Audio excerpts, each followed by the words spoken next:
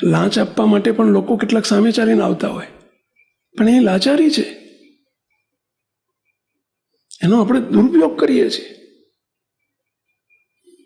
મહારાજે લાંચ માટે પણ બાપાશ્રીએ વાતોમાં બહુ સરસ વાત લખી છે.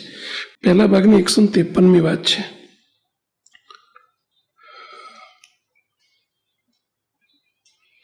સૂકા કાષ્ટમાં પણ જીવડા પડે છે, તેને પણ ભગવાન ખાવા પીવા આપે છે, અને પશુ પક્ષી પણ ખાઈને આરામ કરે છે. તે સર્વેના દિવસ નીકળે છે, માટે દ્રવ્ય કંઈ કામમાં આવતું નથી. ખાવા તો મળવાનું છે ને, આપણને તો મહારાજે આશીર્વાદ આપેલા છે, મારો ભક્ત કોઈ દિવસ અનવસ્ત્રે દુઃખી નહીં રહે. જો લાંચ લે, જો બાપાની વખતમાં લાંચ હશે એટલે જ બાપાએ શબ્દ લખ્યા છો, લાંચ લે તો આગળનું રડેલું હોય તેને પણ તાણી જાય, માટે ભલા થઈને કોઈ ગ્રહસ્થે લાંચ ન લેવી. બાપા બહુ આગ્રહ કરીને બોલ્યા છો, ભલા થઈને. કન્યા, અને બીજું કીધું, કન્યા વિક્રયનું પાપ પણ અતિશય છે, અને લાંચનું પણ પાપ બહુ મોટું છે, માટે તે માર્ગે ચાલવું નહીં, અને કોઈનો મહેરબાની કહીને વાદ લેશો નહીં. કન્યા વિક્રય એટલે સમજ્યા?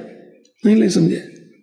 ઘણા સમાજની અંદર, ઘણી જ્ઞાતિઓની અંદર દીકરીઓના પૈસા લેવાતા હોય, ને પરણાવે ને ત્યારે એના પૈસા લે.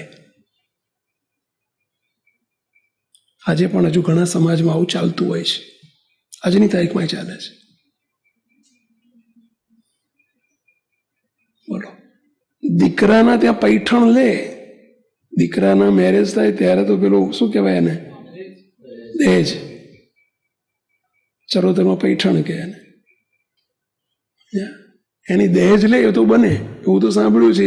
એ પ્રથા અત્યારે સરકારના કાયદા વિરુદ્ધ છે અને અમાનવતા છે.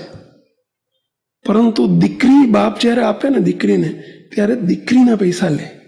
આ કન્યા વિક્રયનો પૈસો કહેવાય. બહુ મોટો પાપ લાગે.